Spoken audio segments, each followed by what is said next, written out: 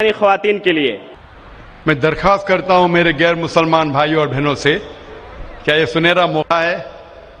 آپ اسلام کے متعلق کوئی بھی سوال پوچھ سکتے ہیں. آپ چاہے تو میرے لیکچر پہ تنقید کر سکتے ہیں، مجھے کوئی اعتراض نہیں. آپ کو اگر قرآن مجید میں کوئی غلطی لگتی ہے تو قرآن مجید کے بارے میں سوال پوچھ سکتے ہیں. آپ کو لگتا ہے اسلام کی کوئی تعلیم ہے جو آپ کو لگتا ہے کہ صحیح نہیں ہے، آپ کا یہ موقع ہے. آپ اسلام کے بارے میں کوئی بھی سوال پوچھ سکتے ہیں، عیسائیت کے بارے میں، ہندوازم کے بارے میں، یہودیت کے بارے میں. میں طالب علم ہوں اسلام اور دیگر مذاہب کا، میں اسٹوڈنٹ ہوں اسلام اور کمپیریٹیو ریلیجن کا. یہ آپ کا سنہرا موقع ہے. عام طور پہ مذہبی تقریر کے بعد سوال جواب کا کھلا سیشن نہیں ہوتا. یہ موقع ہے کہ میں غیر مسلمان بھائیوں اور بہنوں سے درخواست کرتا ہوں کہ آپ کوئی بھی سوال کر سکتے ہیں، ٹاپک کے اندر ٹاپک کے باہر بھی، مجھے کوئی اعتراض نہیں. آپ چاہے تو قرآن مجید کو اٹیک کر سکتے ہیں، اسلام کو اٹیک کر سکتے ہیں. میں نوجوان ہوں لیکن میں لے سکتا ہوں. آپ کوئی بھی سوال کر سکتے ہیں، یہ آپ کا موقع ہے. آپ کو ایسے موقع بار بار نہیں آئیں گے. میری درخواست ہے، مجھے آرگنائزرز نے کہا کہ الحمدللہ کئی گئے مسلمان اس فنکشن میں آنے والے. آپ بنا جھجک کوئی بھی سوال پوچھ سکتے، چاہے تنقیدی بھی ہو تو بھی چلیں گا، مجھے کوئی اعتراض نہیں. آپ کوئی بھی سوال پوچھ سکتے. میں غیر مسلمان بھائیوں اور بہنوں سے درخواست کرتا ہوں کہ آپ مائک کی طرف آئیے اور آپ کوئی بھی سوال پوچھ سکتے. سب سے پہلے ہم چلتے ہیں مائک نمبر 1 پر. وہاں اگر کوئی غیر مسلم بھائی ہے اور ان کے ذہن میں کوئی سوال ہے تو وہ سوال کر سکتے ہیں. مائک نمبر 1 سے. آداب. السلام علیکم. وعلیکم السلام. میرا نام وجے کمار بھوترا، میں کشن گنج کا نواسی ہوں. اینڈ یہاں پر ایک میری ریزن کی انڈسٹری ہے. By profession I am an entrepreneur. ماشاءاللہ. ایسا ہے، آپ کے وشے میں نے آپ کی تقریریں کافی ٹی وی پر بھی دیکھی ہے، پیس ٹی وی پر کلکتے میں، اور ہم نے ایسا پایا ہے کہ آپ اسلام کے علاوہ ہندو شاستروں میں بھی آپ کی بہت بڑی آستھا اور بہت بڑی روچی رکھتے ہیں. میرے میں یہ جاننے کی اتسکتا ہے کہ آپ کی یہ اتسکتا ہندو شاستر کے پرتی کب آئی اور کیوں آئی، اس کے وشے میں مجھے آپ سے تھوڑا بھائی صاحب کا سوال ہے کہ انہوں نے مجھے ٹی وی پہ کلکتہ میں کئی بار دیکھا ہے اور یہ جانا ہے کہ اسلام کے علاوہ میں دیگر مذاہب کے بارے میں بات کرتا ہوں اور ہندو دھارمک کتابوں کے بارے میں بھی میں علم رکھتا ہوں. تو یہ پوچھنا چاہتے یہ خواہش کب آئی اور کیسے آئی. میں جب میرا میڈیکل کالج میں تھا تو میں متاثر ہوا ایک شخص جن کا نام تھا شیخ احمد دیدار. وہ ساؤتھ افریقہ کے تھے اور وہ اسلام اور عیسائی مذہب پہ مہارت رکھتے تھے. جب ان کی تقریر سنا تو میں ان سے متاثر ہوا اور میں نے قرآن اور بائبل کا الحمدللہ علم حاصل کیا. تو سب سے پہلے میں نے علم حاصل کیا بائبل کے بارے میں، اسلام اور عیسائیت کے بارے میں. اور جب میں ان سے ملا انہوں نے کہا کہ اسلام اور عیسائیت پہ کئی لوگ تقریر کر چکے اور کئی کتابیں لکھ چکے، لیکن ہندو مذہب اور اسلام کے بارے میں وہ چند کتابیں ہیں. انہوں نے درخواست کی کہ بیٹا عیسائیت کے علاوہ دیگر مذاہب کے بارے میں آپ مطالعہ کیجئے اور ان کو بھی پیغام پہنچائیے. اور جب قرآن مجید کی میں نے آیت پڑھی، قرآن مجید میں اللہ تعالیٰ ایشور کہتے ہیں سورہ ال عمران میں سورہ نمبر 3 آیت نمبر 64 میں تعالوا الی کلمۃ سواء بین بینکم، آؤ ہم اس بات کی طرف جو آپ اور ہم میں یکساں ہے. سب سے پہلی بات کیا ہے؟ اللہ نعبد الا اللہ، کہ ہم صرف ایک ایشور کی عبادت کریں. ولا نشرک بہ شیئا، کہ ہم آپس میں کسی کو شریک نہ کریں. ولا یتخذ بعضنا بعضا اربابا من اللہ، کہ ہم آپس میں کسی کو رب نہ کہے. فَإِن تَوَلَّوْا، اگر وہ نہ مانے، فَقُولُوا اشْهَدُوا بِأَنَّا مُسْلِمُونَ، آپ شہادت دو کہ آپ مسلم ہیں. تو جب میں نے قرآن مجید کی آیت پڑھی جس میں لکھا ہے کہ جب بھی آپ غیروں سے بات کرتے ہیں تو اس بات کی طرف آؤ جو ان میں اور ہم میں یکساں ہے. اور مذہبی کتاب میں یکسانیت بھی ہے، ڈفرینسز بھی ہے. تو میں کہتا ہوں کہ کم از کم یکسانیت کے اوپر تو ہم عمل کریں.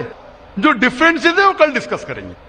ڈفرینسز تو ہے، میں یہ نہیں کہتا ڈفرینسز نہیں ہے، لیکن جو یکسانیت ہے جو آپ کی کتاب دھارمک کتاب اور ہماری کتاب میں یکساں ہے تو کم از کم اس کے اوپر تو عمل کرے. تو یہ سوچ لے کے شیخ دیدار سے متاثر ہو کے اور قرآن مجید کی آیت سورہ نمبر 3 آیت نمبر 64 جب میں میڈیکل کالج میں تھا میں نے شروع کیا یہ میرا مشن.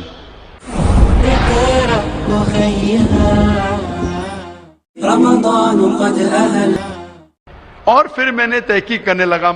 عیسائیت مذہب کا تو اتنے اچھے سے مطالعہ کیا تھا شیخ احمد دیدار نے کہ مجھے زیادہ تحقیق کرنے کی ضرورت نہیں پڑی, لیکن میں تحقیق شروع کیا ہندو مذہب کے بارے میں. پھر میں نے ہندو ودوان کی اسکالرز کی کتابیں پڑھنے لگی اور ڈھونڈنے لگا کیا یکساں ہے. لیکن قرآن مجید میں کہا گیا ہے کہ سب سے پہلی بات ہے اللہ نعبد الا اللہ, کہ ہم صرف ایک ایشور, ایک بھگوان, ایک اللہ کی عبادت کریں. تو جب قرآن مجید میں لکھا ہے کہ یکسانیت میں سب سے اہم ہے کہ ایک خدا, تو میں ڈھونڈنے لگا کہ ہندو مذہب کی کتاب میں خدا کے بارے میں کیا لکھا ہے. جب پڑھنے لگا تو مختلف کتابیں تھے, مختلف اسکالرز تھے. مختلف اسکالرز کو پڑھنے کے بعد پتا چلا کہ ایک ہوتا ہے کہ مذہب کو جاننا کتابوں کے ذریعے اور ایک مذہب کے ماننے والوں کے ذریعے. کبھی بھی مذہب کو جاننے کے لیے مذہب کے ماننے والوں کو مت دیکھو, ہو سکتا ہے وہ ماننے والے خود نہیں جانتے کہ ان کا مذہب کیا کہتا ہے. تو مذہب کو جاننے کے لیے سب سے بہترین طریقہ ہے کہ مذہب کی کتابوں کا مطالعہ کرے. تو میں نے ہندو مذہب کی کتابوں کا مطالعہ کرنا شروع کیا, وید کا, اپنشد کا, بھگوت گیتا کا, رامائن کا, مہابھارت کا. جب مطالعہ کرنے لگا تو عام طور پہ جب ہم پوچھتے ہیں ہندو سے, سب سے پہلی بات کہ میں ایک ایشور میں مانے. عام ہندو سے پوچھتے ہیں کہ کتنے بھگوان میں آپ مانتے ہیں, تو کچھ ہندو کہیں گے 3, کچھ کہیں گے 100, کچھ کہیں گے 1000, کچھ کہیں گے 33 کروڑ. لیکن اگر آپ ایک ودوان ہندو سے پوچھیں گے جو اپنے ہندو مذہب کا مطالعہ کر چکا ہے, مذہبی کتابوں کا مطالعہ کر چکا ہے, وید پڑھ چکا ہے, تو وہ کہیں گا کہ ہندوؤں کو صرف ایک خدا میں ماننا چاہیے. لیکن عام ہندو مانتا ہے فلسفی جسے کہتے ہیں پینتھیزم. عام ہندو کہتا ہے کہ سب کچھ خدا ہے, پیڑ خدا ہے, چاند خدا ہے, سورج خدا ہے, انسان خدا ہے, سانپ خدا ہے. ہم مسلمان کہتے ہیں سب کچھ خدا کا ہے, پیڑ خدا کا ہے, چاند خدا کا ہے, سورج خدا کا ہے, انسان خدا کا ہے, سانپ خدا کا ہے. تو یہ اہم فرق ہے عام ہندو اور عام مسلمان میں. عام ہندو کہتا ہے سب کچھ خدا ہے, ہم مسلمان کہتے ہیں سب کچھ خدا کا ہے. تو یہ فرق ہے صرف کا. اگر یہ کا کے فرق کو مٹا لے تو ہم ہندو اور مسلمان ایک ہو جائیں گے. کیسا کرنا چاہیے؟ تعالوا الی کلمۃ سواء بین بینکم, آؤ اس بات کی طرف جو آپ اور ہم میں یکساں ہے. تو جب میں ہندو مذہب کی کتابوں کا مطالعہ کرنے لگا تو ایک اہم کتاب کا نام ہے اپنشد. اپنشد میں لکھا ہے, چھندوں کے Upanishad, chapter number 6 section number 2 shloka number 1 میں ایکم ایودتیم, خدا ایک ہے دوسرا نہیں ہے. جب ہم پڑھیں گے سوتا ستر اپنشد چیپٹر نمبر 6 شلوکا نمبر 9 میں ناچس سے کسج جنیتا نہ چدیپا, یہ سنسکرت کوٹیشن ہے جس کے معنی ہے اس خدا, اس ایشور کا کوئی رب نہیں, اس ایشور کے کوئی والدین نہیں, اس کے اوپر کوئی نہیں ہے, اس کی والدہ نہیں, اس کے والد نہیں ہے. لکھا ہے سوتا ستر اپنشد میں چیپٹر نمبر 4 شلوکا نمبر 19 میں نہ تس پرتیما استی, اس ایشور کی کوئی پرتیما نہیں. پرتیما سنسکرت میں ہوتا ہے عکس, photograph, painting, picture, idol, statue, sculpture. نہ تس پرتیما استی, اس ایشور کی کوئی پرتیما نہیں, کوئی عکس نہیں, کوئی پکچر نہیں, کوئی فوٹوگراف نہیں, کوئی پینٹنگ نہیں, کوئی آئیڈل نہیں, کوئی اسکلپچر نہیں, کوئی اسٹیچو نہیں. اور یہ آپ آگے پڑھیں گے یہ وہی چیز لکھا ہوا ہے یجوروید میں. وید ہندو مذہب کی سب سے اونچی کتاب ہے.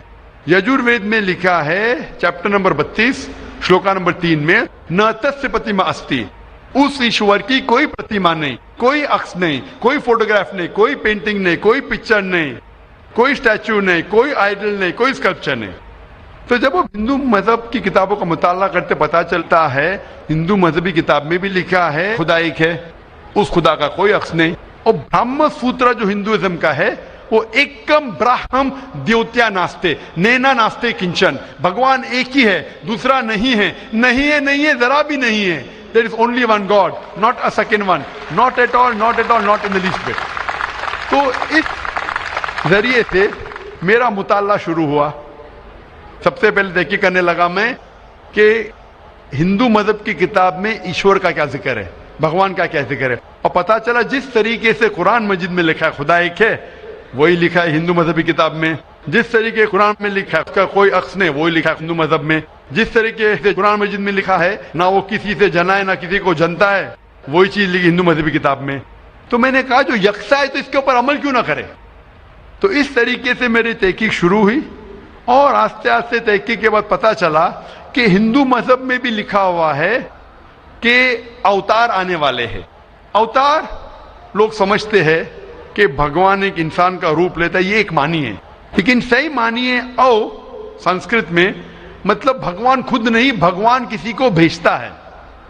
तो अवतार के सही मानी है जैसे हम कहते हैं पैगंबर. तो भगवान ने, ईश्वर ने कई पैगंबर भेजे और आखिरी पैगंबर का जिक्र हिंदू मजहबी किताब में है, कई किताबों में है, वेद में है, उपनिषद में है. कई मिसाल दूंगा. एक कल्कि पुराना में लिखा है कि आखिरी जो अवतार आने वाले आखिरी पैगंबर वो कल्कि अवतार है. उनके वालिद का नाम है विष्णु यास. विष्णु मतलब खुदा, यास मतलब नौकर, खुदा का नौकर. अरबी में करेंगे तो हो जाता है अब्दुल्ला, जो नाम था मोहम्मद सल्लल्लाहु अलैहि वसल्लम के वालिद का. उसके वालिदा का नाम है सुमति, मतलब शांति, अमन. अरबी में हो जाता है आमिना, जो मोहम्मद सल्लल्लाहु अलैहि वसल्लम के वालिदा का नाम था. इसमें लिखा है कि इन्हें वही आएंगी एक केव में, एक गारे में, जो मोहम्मद सल्लल्लाहु अलैहि वसल्लम गारे हिरा में आई थी. उन्हें वही आएंगी रात के वक्त.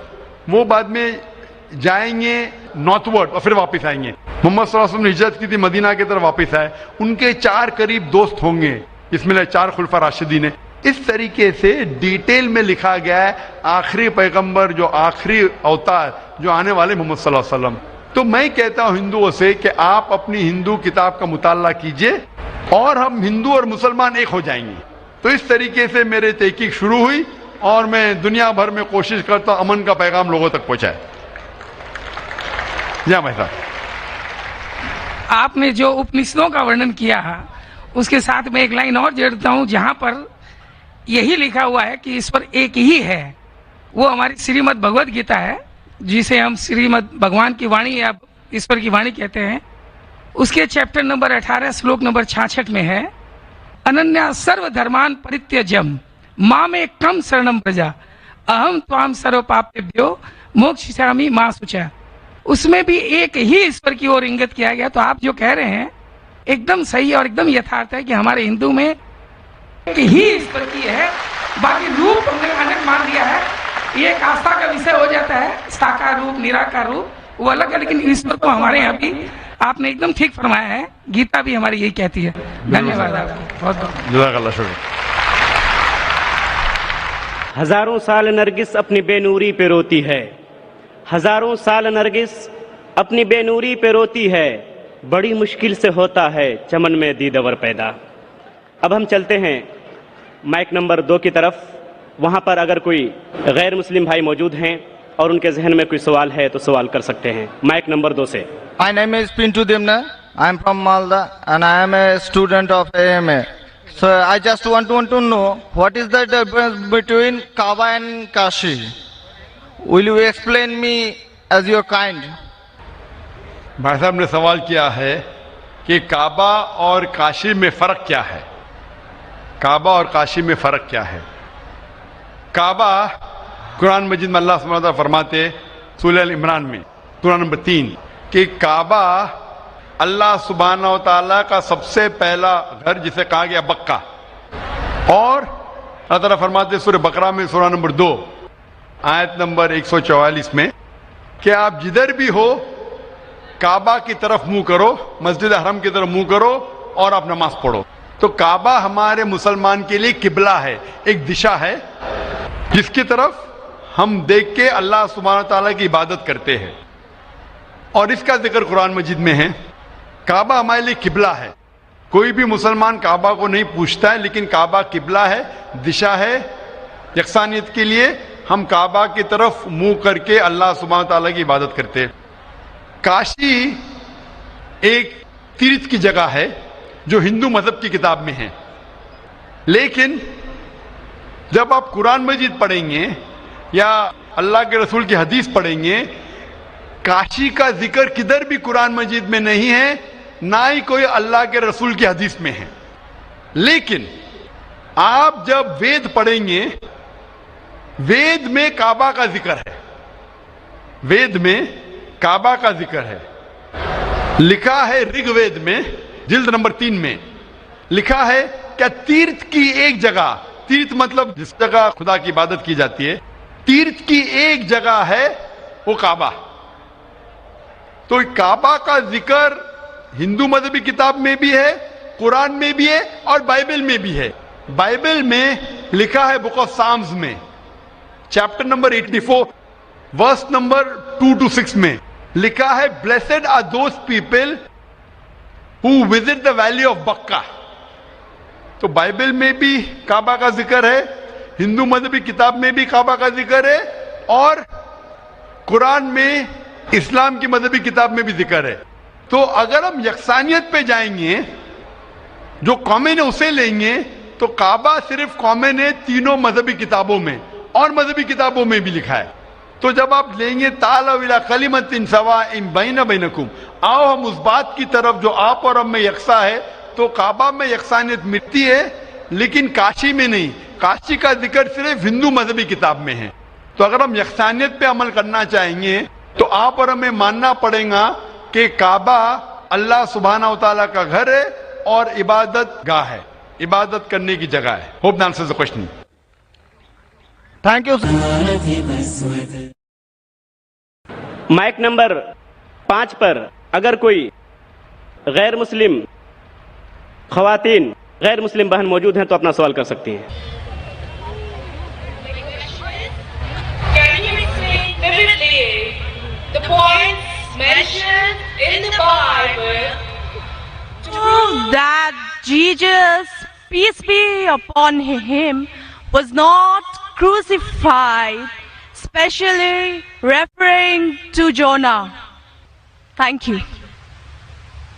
بہن کا سوال ہے کہ آپ صاف طور سے یہ ثابت کر سکتے بائبل کے ذریعے سے کہ عیسیٰ علیہ السلام کو صلیب پہ نہیں چڑھایا گیا تھا. آپ بائبل کے ذریعے، بائبل کے حوالے سے یہ ثابت کر سکتے ہیں کہ عیسیٰ علیہ السلام کو کروسیفائی نہیں کیا گیا تھا، صلیب پہ نہیں چڑھایا گیا تھا، خصوصاً جونا کے ذریعے. میں نے ایک مناظرہ کیا تھا ایک عیسائی پادری کے ساتھ. Was Christ really crucified?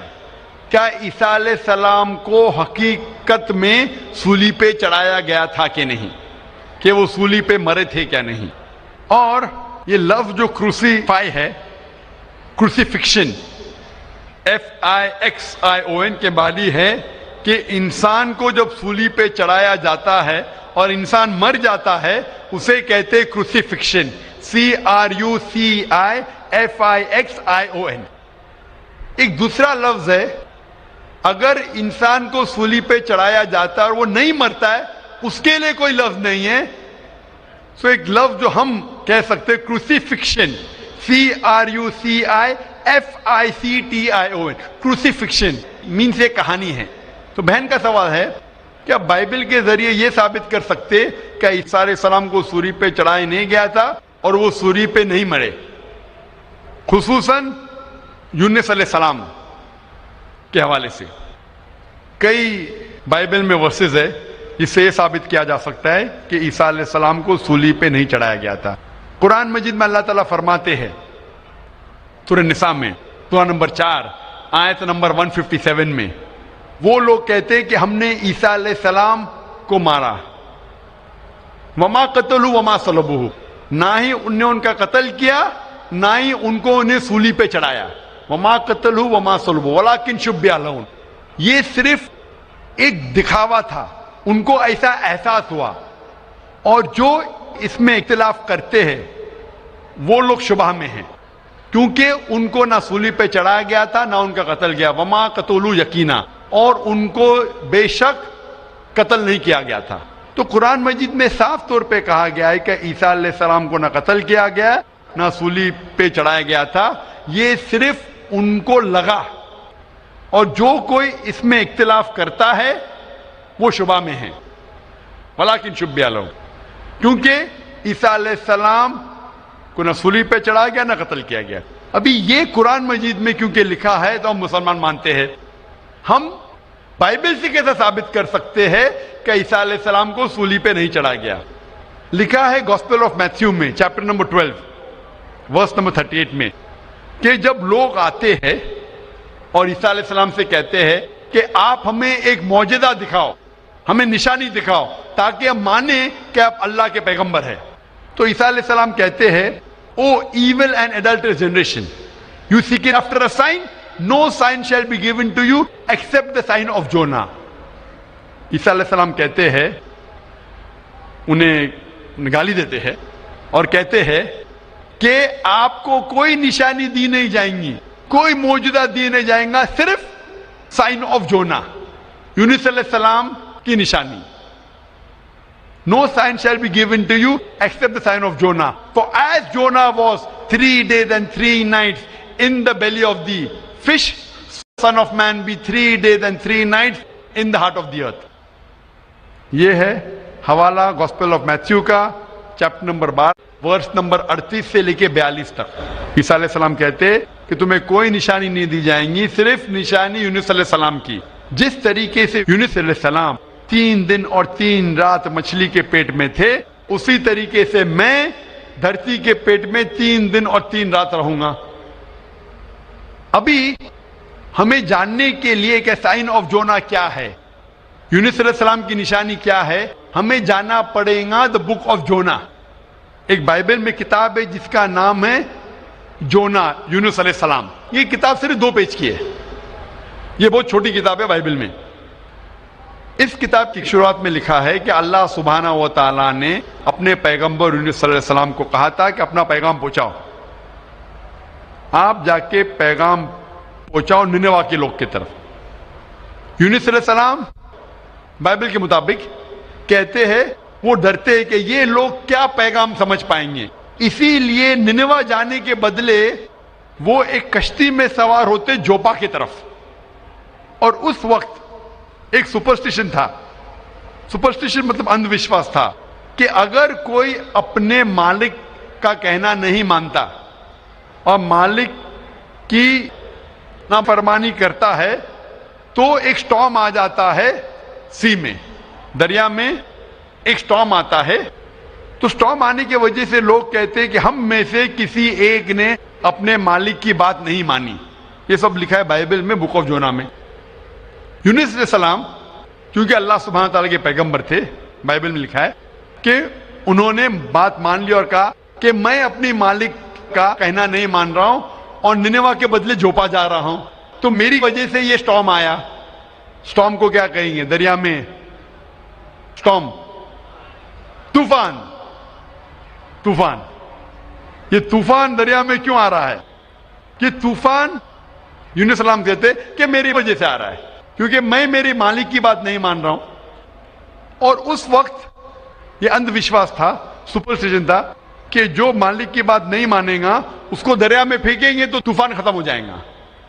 تو یونس علیہ السلام کہتے کہ میری غلطی ہے, مجھے پھینکو. تو کیا کرتے لوگ یونس علیہ السلام کو پکڑ کے دریا میں پھینکتے ہیں. تو مجھے یہ پوچھنا ہے کہ یونس علیہ السلام کو جب دریا میں پھینکتے ہیں, بائبل میں لکھا ہے, تو یونس علیہ السلام زندہ تھے یا مردہ تھے؟ Sister, when Jonah was thrown into the water, I want to ask you the question, was Jonah dead or alive? He was alive. He was alive, زندہ تھے. ماشاءاللہ صحیح فرما رہی ہے.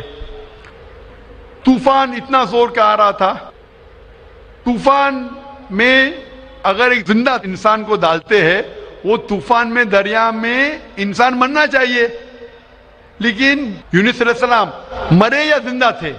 He ought to die in the storm. Was he dead or was he alive? He was still alive. ماشاءاللہ صحیح جواب ہے. کہ طوفان میں مرنا چاہیے لیکن کیونکہ وہ اللہ کے پیغمبر سے زندہ تھے. اس وقت ایک مچھلی آتی ہے اور مچھلی ان کو نگل لیتی ہے. A fish comes and gobbles them up. مچھلی کی پیٹ میں یونس علیہ السلام زندہ تھے یا مردہ تھے؟ In the belly of the fish was Jonah dead or alive? He was alive. He was alive. وہ زندہ تھے.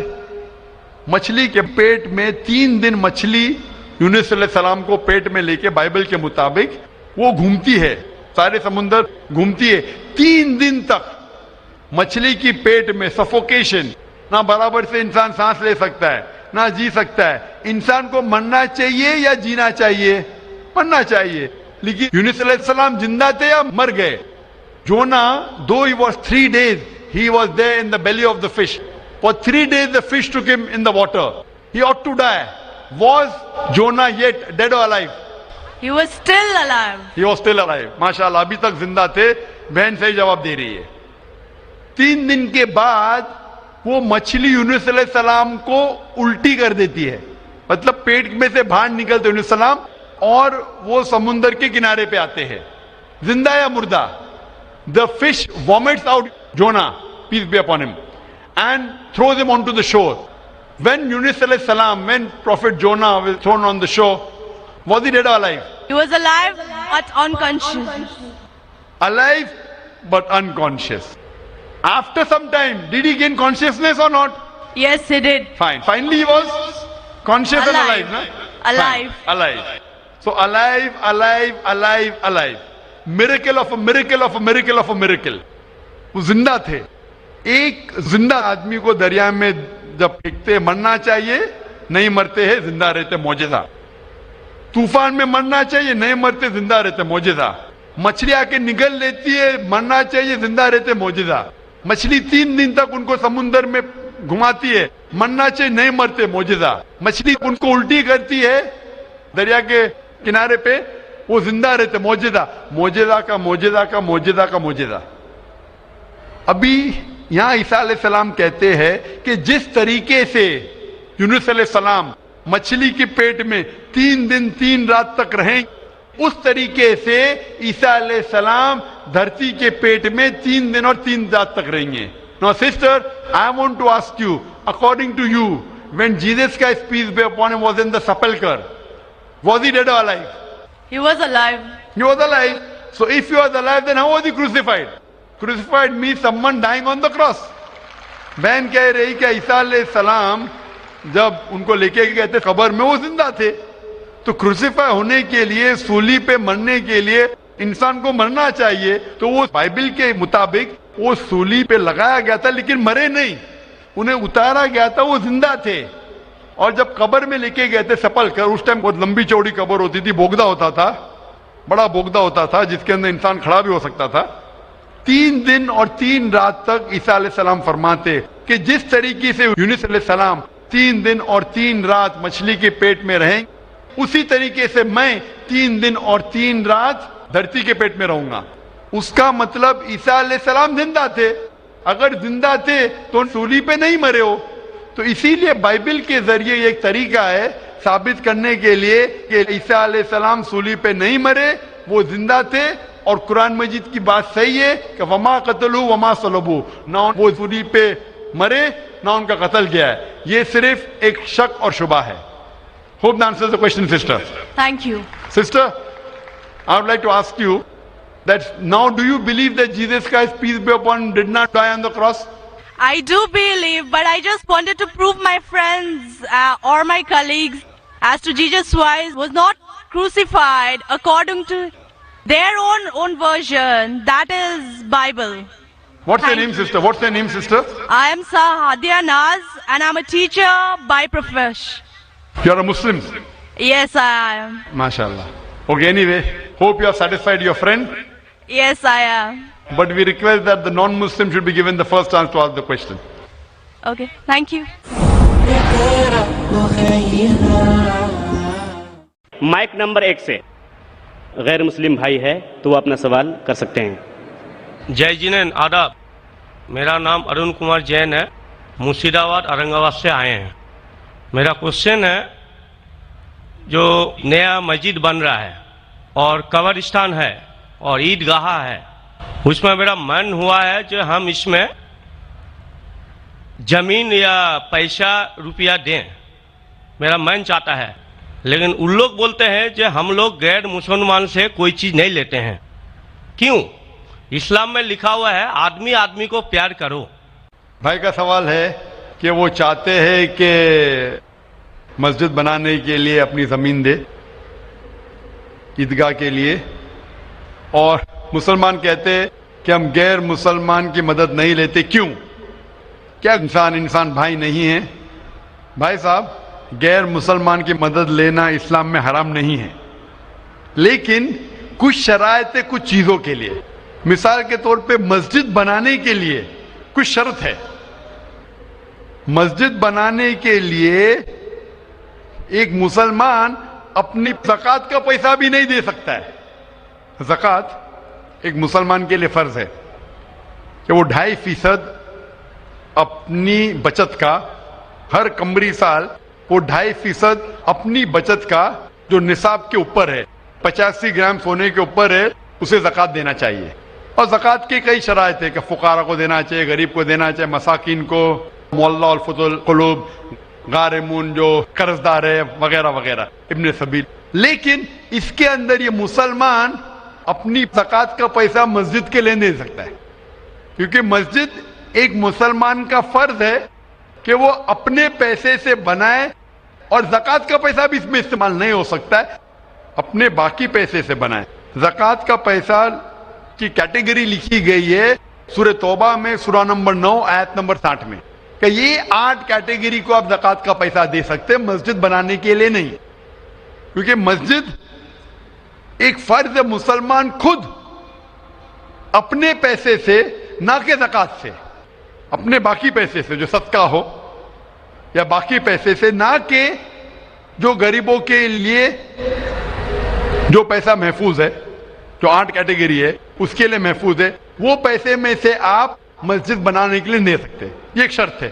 اسی طریقے سے شرط ہے قرآن مجید کی کہ مسجد کی دیکھ بھال صرف وہ لوگ کرنا چاہیے جو اس پہ ایمان لاتے ہیں, جو اس بات میں مانتے ہیں, جو ایمان لاتے ہیں اور جو مانتے اور اپنے اچھے اپنے پیسے سے.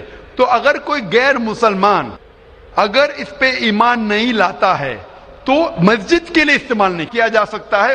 مثال کے طور پہ میں کہوں گا کہ یہاں کئی جگہ ہے اپنے ہندوستان میں جسے کہا جاتا ہے کینٹونمنٹ ایریا. کینٹونمنٹ ایریا مطلب وہ ایریا جہاں صرف ملٹری کے لوگ جا سکتے ہیں. عام ہندوستانی, میں ہندوستان کا ناگرک ہوں, میں یہ نہیں کہہ سکتا کہ میں ہندوستان کا ناگرک ہوں اسی لیے مجھے کینٹونمنٹ ایریا میں جانے دو. وہ رول ہے. کینٹونمنٹ ایریا میں جانے کے لیے فرض ہے کہ وہ لوگ جو اپنی پوری زندگی دیتے ہیں دیش کی حفاظت کرنے کے لیے, وہ لوگ کو اجازت ہے. عام آدمی کینٹونمنٹ ایریا میں نہیں جا سکتا ہے, یہ اصول ہے دیش کا. اسی طریقے سے جو لوگ ایمان لاتے ہیں مذہب پہ اور زکوٰۃ کے علاوہ اپنی باقی آمدنی کے پیسے سے مسجد بنا سکتے, تو اسی لیے کیونکہ آپ ایمان نہیں لے کے آئے تو مسجد بنانے کے لیے آپ کے پیسے کا استعمال نہیں ہو سکتا ہے. لیکن باقی خیرات کی الگ بات ہے. اگر آپ کسی کو پیسہ دیتے ہیں, کسی کو تعلیم کے لیے مسلمان کو, تو حرام نہیں کہ مسلمان غیر مسلمان کا پیسہ نہیں لے سکتا ہے. صرف مسجد کے لیے شرط ہے. تو کچھ چیزوں کے لیے شرائط ہے, باقی چیزوں کے لیے نہیں. مثال کے طور پر آپ کہنا چاہتے کہ میں میرے پیسوں سے کوئی مسلمان کو پڑھانا چاہتا ہوں, تو کوئی مسلمان آپ کے پیسے سے تعلیم حاصل کرنا اس کے لیے حرام نہیں ہے, صرف مسجد کے لیے. اگر آپ چاہتے ہیں کہ آپ کا پیسہ مسجد میں استعمال ہو تو پہلے آپ کو مسلمان بننا پڑے گا, آپ کو ایمان لانا پڑے گا, پھر ہی آپ, کیونکہ آپ اگر جس چیز میں ایمان نہیں لے کے آتے, آپ اگر ایمان نہیں لے کے آتے کہ ہم کو ایک ایشور کو ماننا چاہیے, ہم کو صلاح پڑھنا چاہیے, تو اسی طریقے سے اگر آپ کو ایمان آ جائے گا کہ یہ مسجد صحیح عبادت کی جگہ ہے اور میں اس پہ یقین کرتا ہوں, پھر آپ کا پیسہ لے سکتے, ورنہ نہیں. Hope answer the question. آپ کا دوسرا سوال ہے یہ ہم لوگ جو گائے کا دودھ پیتے ہیں وہ ویج ہے کہ یا نان ویج ہے؟ بھائی کا سوال ہے کہ ہم گائے کا دودھ جو پیتے ہیں وہ ویج ہے کہ نان ویج ہے. سائنٹیفکلی گائے ویج ہے کہ نان ویج ہے بھائی صاحب؟ ہم لوگ جانتے ہیں نان ویج ہے. گائے نان ویج ہے نا؟ ہاں تو اس کا دودھ ویج ہوگا یا نان ویج ہوگا؟ Non veg. لیکن ہم لوگ کا دھرم میں وہ دیوی ہے. ہاں ابھی اس کے اوپر باقی سوال آ گیا نا. آپ کا پہلا سوال تھا کہ دودھ نان ویج ہے کیا ویج ہے, تو میں نے پوچھا گائے نان ویج ہے کیا ویج ہے, آپ نے کہا نان ویج, تو دودھ بھی نان ویج ہوگا. تو سائنٹیفکلی دودھ نان ویج ہے, لیکن کیونکہ دودھ کے بنا آپ کی زندگی نہیں گزر سکتی ہے تو دودھ کو لوگ نے ویج کر دیا. آپ سمجھے نا, دودھ کے بنا زندگی گزرنا مشکل ہے تو دودھ کو ویجیٹیرین کہہ دیا. تو میرے تقریر میں جو مناظرہ ہوا تھا میرا ایک جین کے ساتھ کہ گوشت کھانا انسان کے لیے حرام ہے کہ حلال ہے. ہم بھی جین ہیں. معلوم ہے آپ کا نام جین ہے. تو ایک مناظرہ ہوا تھا with the president of the Indian vegetarian congress mister Rashmi Bhai Zaveri, وہ پریزیڈنٹ تھے. تو ایک مناظرہ ہوا کہ گوشت کھانا انسانوں کے لیے حرام ہے کہ حلال ہے. وہ مناظرے میں نے ثابت کیا کہ گوشت کھانا انسان کے لیے حرام نہیں, اچھا ہے, ثابت کیا. اور اس میں یہ بھی کہا کہ دودھ نان ویج ہے, لیکن سارے ویجیٹیرین دودھ پیتے, کیوں؟ آپ سمجھ رہے نا. تو دودھ سائنٹیفکلی از نان ویجیٹیرین. آپ نے کہا کیا ہے ہماری دیوی ہے. آپ اگر پڑھیں گے جیسا میں نے کہا کہ نہ تس پرتیماستی, اس ایشور کی کوئی پرتیما نہیں, کوئی عکس نہیں. آپ سمجھے نا, کوئی عکس نہیں, کوئی پکچر نہیں, کوئی پینٹنگ نہیں, کوئی فوٹوگراف نہیں. تو یہ وید کے مطابق یہ غلط ہو جاتا ہے. آپ سمجھے نا. لیکن پھر بھی میں جانتا ہوں کہ کئی کتابوں میں, کیونکہ ہندو کتابیں دو قسم کی ہے, شروتی اور اسمرتی. شروتی وہ کتاب جو بھگوان کی طرف سے آئے, وید اور اپنشد. اسمرتی وہ کتاب جو انسانوں نے لکھی ہے. تو ایک شروتی ہوتی جو ایشور کی طرف سے ہے, اور ایک ہوتی ہے اسمرتی جو انسانوں نے لکھی ہے. تو میں جانتا ہوں کہ کئی ہندو مذہبی کتابوں میں خصوصاً اسمرتی میں ایسی چیزیں لکھی ہے جو شروتی کے خلاف ہے. یہ آپ دیکھیں گے گائے آپ کی دیوی ہے, وہ آپ وید میں نہیں پائیں گے, آپ نیچے والی کتاب میں پائیں گے. تو جب بھی کوئی اونچی یا نیچے کتاب میں ٹکراؤ ہو تو ہمیں ماننا چاہیے اونچی کتاب. قرآن اسلام کی سب سے اونچی کتاب ہے. قرآن سے کوئی بھی کتاب ٹکرائی تو ہمیں قرآن میں ماننا چاہیے, اس کتاب میں نہیں. آپ سمجھے نا. تو اسی طریقے سے اگر آپ وید میں پڑھیں گے, وید میں لکھا ہے کہ خدا کا کوئی عکس نہیں, تو اگر وہ مانیں گے تو ہمیں ماننا پڑے گا کہ خدا کا کوئی روپ نہیں. تو یہ کہنا کہ گائے دیوی ہے, یہ کئی پنڈت کہتے ہیں کہ ہم جانتے ہیں کہ خدا ایک ہے, ہم جانتے ہیں ایشور ایک ہے, لیکن ہمیں کنسنٹریشن کے لیے ہمیں بہت بار مورتی کا سہارا لینا پڑتا ہے. پنڈت لوگ سے میں بات کرتا ہوں کہ آپ کی کتابوں میں صاف لکھا ہے کہ بھگوان ایک ہے, نہ اس کا کوئی عکس ہے, نہ کوئی مورتی ہے, نہ کوئی پینٹنگ ہے, نہ کوئی پکچر ہے. تو وہ کہتے ہیں ہم مانتے ہیں یہ بات پہ, لیکن کیا کنسنٹریٹ کرنے کے لیے پہلے شروعات میں ہمیں عکس کی ضرورت ہوتی ہے, ایک مورتی کی. جب ہم ہائر کانشیسنس پہ پہنچ جاتے اس وقت ہمیں ضرورت نہیں پڑتی. تو میں ان سے کہتا ہوں مسلمان ہائر کانشیسنس پہ پہنچ گئے, ہمیں کوئی عکس کی ضرورت نہیں, ہم ایشور کو ڈائریکٹ مانتے ہیں, ڈائریکٹ عبادت کرتے ہیں. تو اسی طریقے سے کبھی بھی ٹکراؤ ہوتا ہے مذہبی کتابوں کے اندر تو اونچی کتاب کو ماننا چاہیے نیچی کتاب کے بنسبت. تو اونچی کتاب میں لکھا ہے کہ ایشور کا کوئی عکس نہیں ہے, آپ سمجھے نا. پھر بھی آپ دیکھیں گے لوگ اپنی مذہبی کتاب کو نہیں مانتے. تو میرا یہی کہنا ہے لوگوں سے, چاہے مسلمان ہو, جیسا میں نے کہا کہ قرآن کو سمجھ کے پڑھو. میں کہتا ہوں ہندوؤں سے کہ آپ بھی وید کو سمجھ کے پڑھو. میں کہتا ہوں انڈین گورنمنٹ سے کہ سانسکرت کم از کم ہندوؤں کے لیے فرض کرو, تو ہندو کم از کم سانسکرت پڑھ سکیں گے, اپنے مذہب کے قریب آئیں گے, اور ہندو مسلم بھی قریب ہو جائیں گے. کیونکہ سانسکرت پڑھیں گے تو آپ کو پتا چلے گا کہ آپ کی کتاب میں کیا لکھا ہے. تو کوئی بھی پنڈت آپ کو گھمائے گا نہیں. پھر پنڈت گھمائے گا تو بولیں گے تو حوالہ دو کوئی ہے. آپ سمجھے نا. بہت سے ہندو میرے جو سنتے مجھے اپنے پنڈت سے پوچھتے کہ مسلمان ہے جو ایسا کرتا ہے, بولتے ارے ارے وہ مسلمان کو سنو مت. ارے کیوں نہیں سنو بھائی, میں اگر حوالہ غلط دے رہا ہوں تو آپ آگے پوچھ سکتے مجھے کہ آپ نے جو حوالہ دیا وید کا غلط ہے, मैं इंसान हूं, गलती कर सकता हूं, आप समझे ना। तो मैं कहता हूं हिंदुओं से कि आप संस्कृत जानो, अपनी वेद पढ़ो, ताला विला कलिमतिन सवाइन बैन बैनकुम, आओ हम उस बात की तरफ जो आप और हम में यकसा है, यकसानियत की तरफ आएंगे तो हिंदू मुसलमान एक हो जाएंगे। Hope the answer the question. हैं माइक नंबर 2 की तरफ, वहां पर अगर कोई गैर मुस्लिम भाई मौजूद हैं और उनके जहन में कोई सवाल है तो सवाल कर सकते हैं। माइक नंबर 2 से। जी, मेरा नाम राजेंद्र प्रसाद शाह है। मैं अररिया जिला के कुरसाकाटा गांव का रहने वाला हूं और मैं धर्म से अगर पूछिए तो मैं न हिंदू हूं न मुसलमान हूं, मैं आनंद मार्गी हूं, मैं भागवत धर्म को मानता हूं। इसलिए आजन मेरे मन में एक शंका है, जहां गीता कहती है धर्मस्य स्थापनार्थाय संभवामि जुगे जुगे, और मुसलमानों से सुनता हूं तो मोहम्मद इज द लास्ट पैगंबर। मेरा शक है कि परमात्मा अल्लाह की सृष्टि इनफिनाइट वेब्स में चल रहे हैं, तो इनफिनाइट समस्याएं आगे आएंगी, तो हुआ मोहम्मद द लास्ट पैगंबर।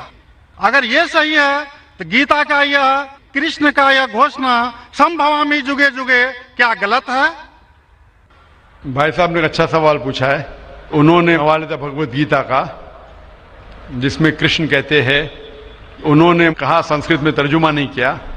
श्री कृष्ण कहते हैं कि जब भी इस धरती पे जुल्म होगा तो उस वक्त भगवान एक पैगंबर को भेजेंगे और हर दौर में एक पैगंबर आएगा, संभवान योगी होगे, हर युग में आएगा।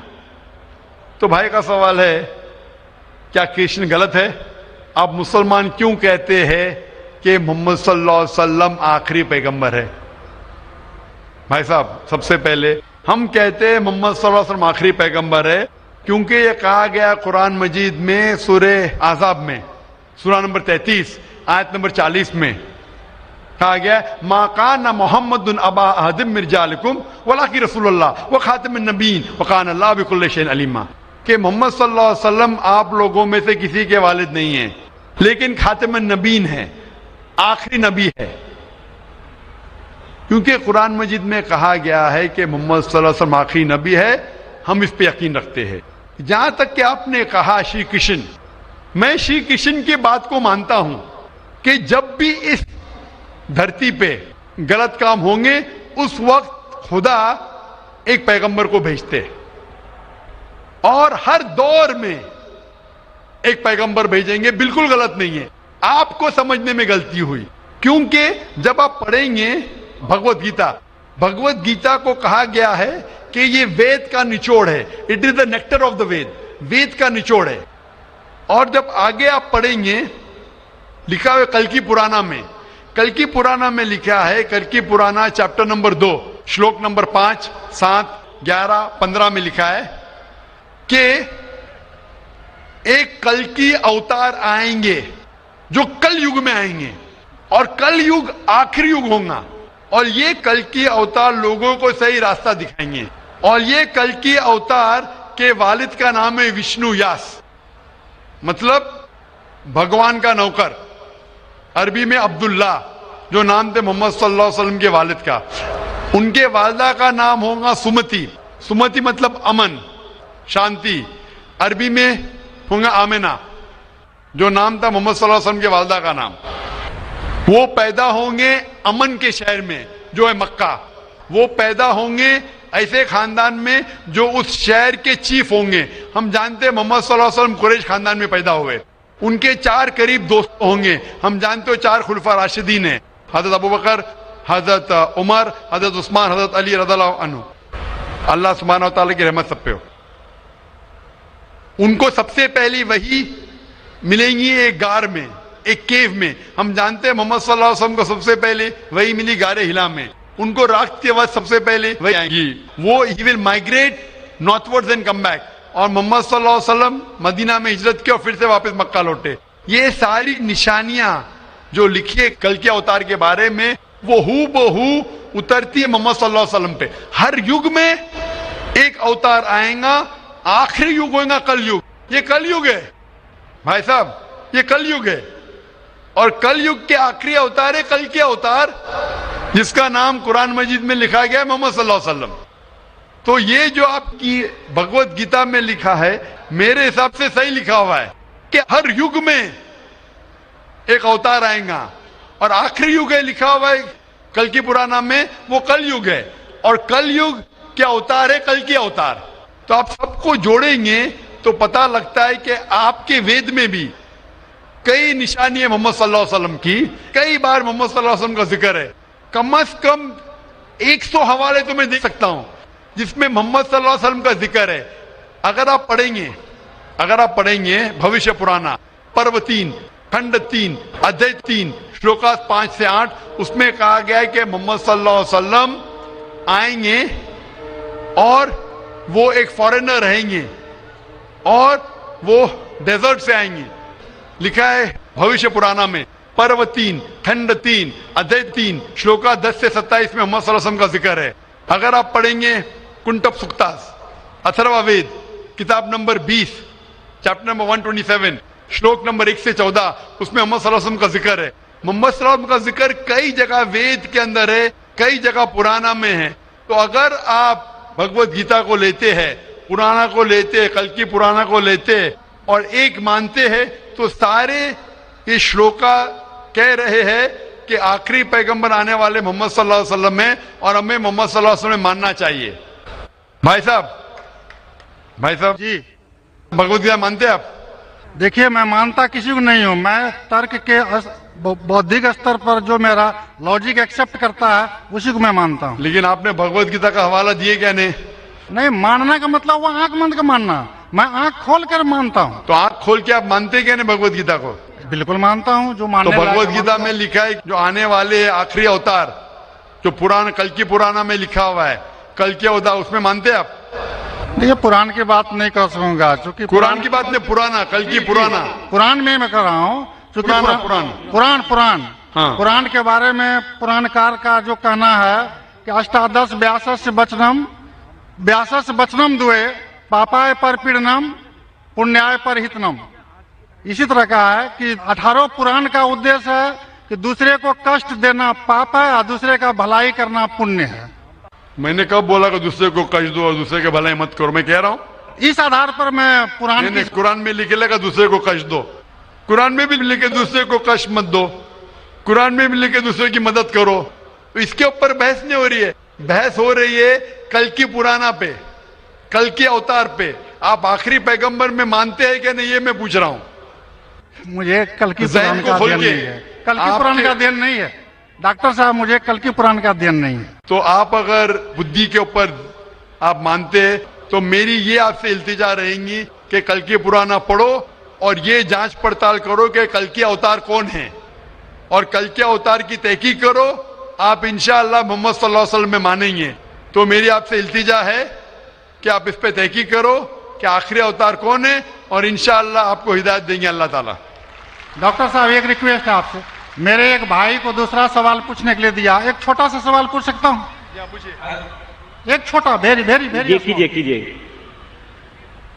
مسلمان لوگوں کو جب کوئی ہندو ملتا ہے تو بولتے ہیں اس کا آداب، لیکن کسی مسلمان کو بولتے ہیں السلام علیکم. مجھے لگتا ہے کہ ایک مسلمان ہندو اور مسلمان کے بیچ بھید بھاؤ کرتا ہے. کرپیا آپ اسپشٹ کیجیے اس کو. بھائی صاحب کا سوال ہے کہ اگر کوئی مسلمان ہندو سے ملتا ہے تو آداب عرض کرتا ہے، اگر کوئی مسلمان سے ملتا ہے تو السلام علیکم کو کہتا ہے، تو ہندو مسلمان میں بھید بھاؤ کیوں؟ بھائی صاحب ہندو مسلمان میں بھید بھاؤ تو رہے گا، میں آپ کے سوال کا جواب دوں گا، کیونکہ ہندو ہندو ہے، مسلم ہے، لیکن ایک دوسرے کا ساتھ دینا چاہیے اور ایک دوسرے کو سمجھنا چاہیے. پہلے بھائی صاحب جس نے سوال کیا تھا انہوں نے مجھے آداب کہا تو میں نے ان سے کہا السلام علیکم، کہا کہ نہیں؟ جی کہا نا. ہندو نے مجھ سے کیا کہ آداب کہا کہ نہیں؟ میں نے ان سے سلام کہا کہ نہیں؟ جی میں غور کیا تھا. غور کیا ماشاء اللہ، لیکن تو غور کیا تو کہا کیوں نہیں کہ آپ نے ایسا نہیں کہا؟ وہ ہندو بھائی نے مجھے آداب کہا. ڈاکٹر صاحب جی ہاں، you are not only one Musliman, I see lakhs of Musliman, but this quality find only in you. only in me ماشاء اللہ. Only in you. بھائی صاحب کہہ رہے کہ وہ خود مسلمان کو جانتے، صرف مجھ میں دیکھا کہ میں نے سلام کہا. جی اس کی وجہ یہ ہے کیونکہ علماء میں اختلاف ہے کہ آپ غیر مسلمان کو سلام کر سکتے کہ نہیں. پہلا یہ جان لے السلام علیکم کی معنی کیا ہے. السلام علیکم کی معنی ہے کہ آپ پہ سلامتی ہو. السلام علیکم ورحمۃ اللہ وبرکاتہ، آپ پہ سلامت رہے، رحمت رہے اور برکت رہے. نا اس میں اختلاف ہے مسلمانوں میں، مسلمان علماء میں، کہ آپ غیر مسلمان کو سلام کر سکتے کہنے، غیر مسلمان کے سلام کا جواب دے سکتے. اس میں اختلاف ہے کیونکہ ایک حدیث ہے جس میں اللہ کے رسول فرماتے ہیں، کیونکہ ایک حدیث ہے جس کے اندر یہود لوگ مسلمان کو کہتے السلام علیکم. السلام علیکم کا معنی آپ پہ موت ہو. سام کے معنی موت. السلام علیکم آپ پہ موت ہو. تو اللہ کے رسول نے فرمایا آپ کو علیکم ان پہ بھی. تو یہ حدیث ہے، صحیح حدیث ہے. یہود لوگ کہتے تھے مسلمان کو چھیڑنے کے لیے السلام علیکم آپ پہ موت ہو. تو اللہ کے رسول نے فرمایا آپ کو علیکم آپ پہ بھی ہو. تو اس کی وجہ سے اختلاف. اور کئی حدیثیں ہیں، میں زیادہ بحث میں نہیں جانا چاہوں گا، لیکن یہ کہنا چاہوں گا کہ کچھ علماء یہ بھی کہتے ہیں کہ آپ السلام علیکم کہہ سکتے، کیونکہ قرآن مجید کی ایک آیت ہے سورہ نساء میں، سورہ نمبر 4 آیت نمبر 86 میں کہا ہے اگر کوئی آپ کو گریٹ کرتا ہے، اگر کوئی گریٹ کرتا ہے تو آپ اور بہترین طریقے سے گریٹ کرو. اگر کوئی آپ کو گریٹ کرتا ہے اور بہترین طریقے سے گریٹ کرو، یا کم از کم اتنا. تو اگر کوئی السلام علیکم کہتا ہے، مجھے کہنا چاہیے وعلیکم السلام ورحمۃ اللہ. اگر کوئی کہتا ہے السلام علیکم ورحمۃ اللہ، مجھے کہنا چاہیے وعلیکم السلام ورحمۃ اللہ وبرکاتہ، یا کم از کم اتنا. یہ ضروری ہے. تو اسی لیے اگر کوئی مسلمان مجھ سے آداب کرے تو آداب سے بہتر کیا ہے؟ السلام علیکم. اور اللہ کے رسول کے لیے کہا گیا، محمد صلی اللہ علیہ وسلم کے لیے اللہ فرماتے ہیں، جو میں نے تقریر میں بیان کیا سورہ انبیاء میں سورہ نمبر 21 آیت نمبر 107 میں، وما ارسلناک الا رحمت للعالمین، کہ ہم نے محمد صلی اللہ علیہ وسلم کو نہیں بھیجا لیکن رحمت بنا کے سارے انسانوں کے لیے، سارے عالم کے لیے. تو جب محمد صلی اللہ علیہ وسلم سارے انسانوں کے لیے رحمت بن سکتے تو کیا میں السلام علیکم ورحمۃ اللہ نہیں کہہ سکتا ہوں؟ تو اس بنیاد پہ علماء کا اختلاف ہے کہ السلام کہہ سکتے. کہنے میں ان علماء میں مانتا ہوں جو کہتے ہیں کہ آپ غیر مسلمان کو سلام کہہ سکتے اور جواب بھی بہترین دے سکتے. اسی لیے جب بھائی صاحب نے کہا آداب تو میں نے کہا السلام علیکم، کہ میرے حساب سے السلام علیکم اور بہتر ہے، آداب سے بہتر ہے السلام علیکم، کہ آپ پہ سلامتی ہو، رحمت ہو اور برکت ہو. تو بھائی صاحب میرے نزدیک غیر مسلمان کے لیے سلامتی چاہنا اچھی چیز ہے، اور اسی لیے میں آپ کے لیے سلامت چاہتا ہوں. بھائی صاحب یہ lot of thanks to you sir. میں سلامت چاہتا ہوں، اور لیکن صرف منہ سے نہیں، میں چاہتا ہوں عمل سے آپ سلامتی پاؤ. اسی لیے میں کہتا ہوں کہ تحقیق کرو کل کے اوتار کے بارے میں، آخری پیغمبر کے بارے میں، محمد صلی اللہ علیہ وسلم کے بارے میں، تو آپ کو سلامتی اس دنیا میں رہیں گے اور آخرت میں بھی انشاءاللہ.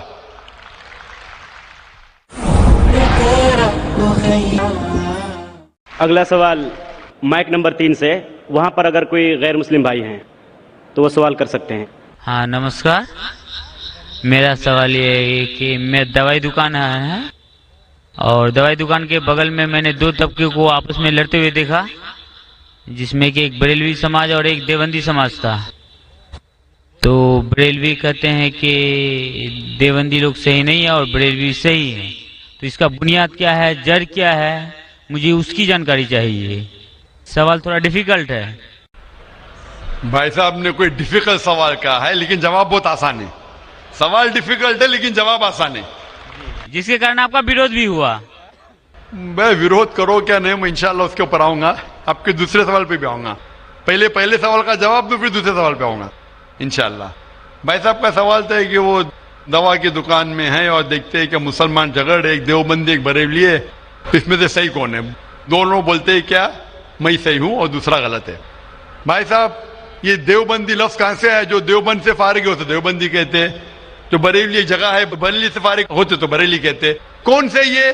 وہ مسلمان سے یہ جو قرآن پہ عمل کرتا ہے, جو قرآن اور صحیح حدیث پہ عمل کرتا ہے, چاہے دیوبندی ہو, بریلوی ہو, ندوی ہو, مدنی ہو, کوئی بھی ہو, کدھر سے بھی ہو, ہندوستانی ہو, امریکن ہو, سعودی ہو, جو قرآن کے پیغام پہ عمل کرے, جو اللہ نے فرمایا اس کے اوپر عمل کرے اور اللہ کے رسول کی صحیح حدیث پہ عمل کرے, وہ صحیح ہے.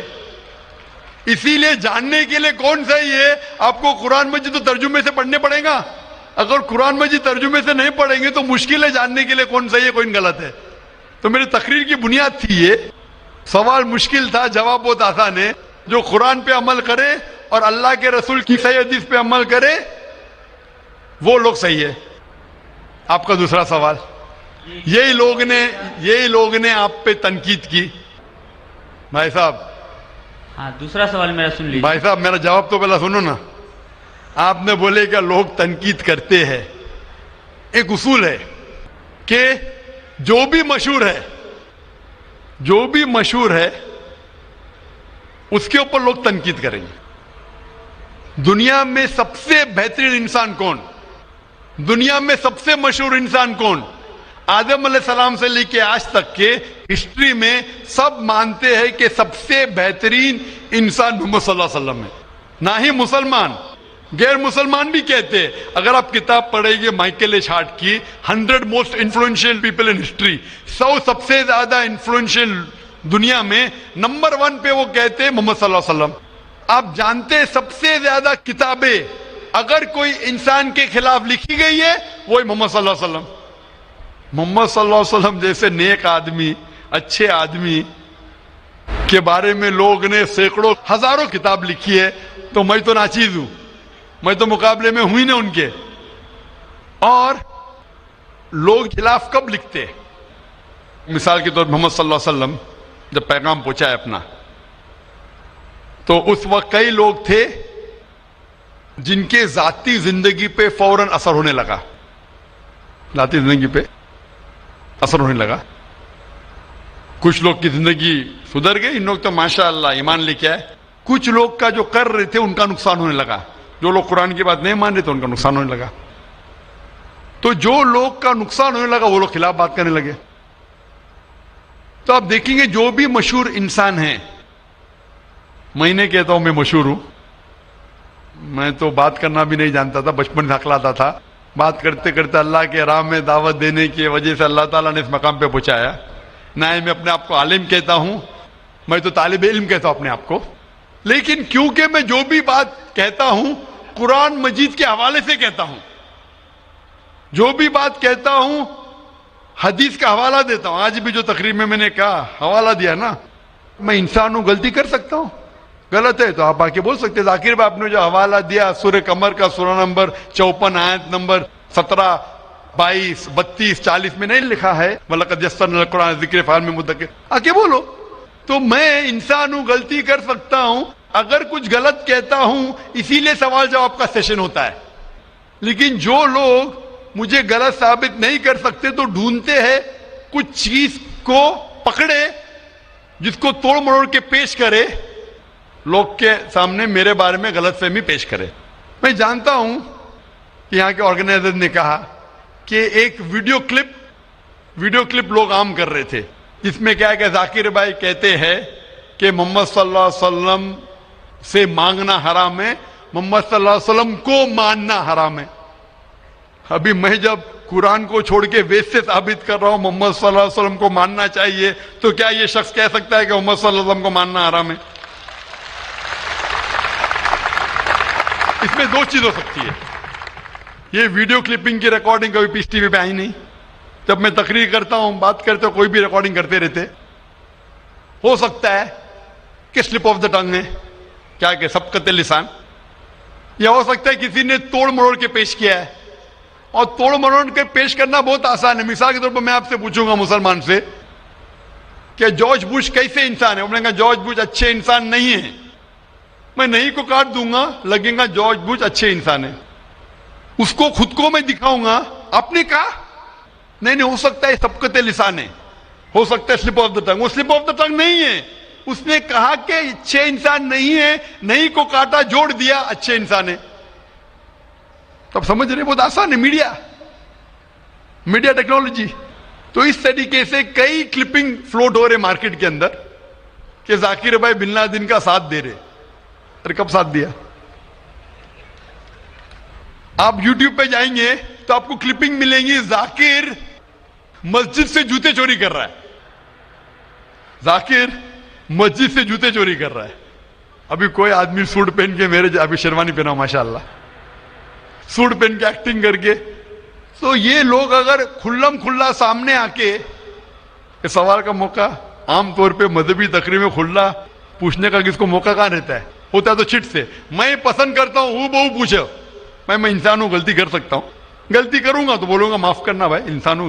मैं थोड़ी कहता हूं मैं फरिश्ता हूं, मैं कभी कहा भी नहीं मैं आलिम हूं। अगर मेरे तकरीर में कुछ गलती है तो आप आके बोल सकते हैं जाकिर भाई आप जो कुरान का हवाला दिया गलत है, ऐसे मानी नहीं। अगर सही होगा तो मैं कहूंगा भाई सही, आपको गलत फहमी है। अगर मैं गलत पे हूं तो बोलूंगा गलती है, माफी चाहूंगा।